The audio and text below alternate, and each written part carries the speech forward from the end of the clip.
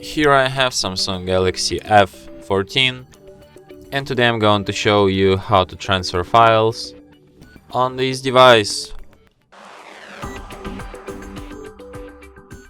So to do this, firstly you have to open My Files application, allow. So here you can transfer files. For example, you can transfer images, videos, audio files, documents, downloads, and also installation files. So let's transfer some image, for example this one.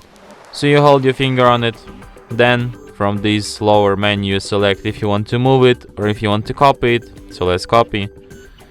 Then you go to the SD card, for example, go to pictures and copy here. And that's how it's done. And now you have this image on your SD card and also in your internal storage. So yeah. And that's it. Thanks for watching. If you find this tutorial useful, don't forget to hit that like button and subscribe to our channel.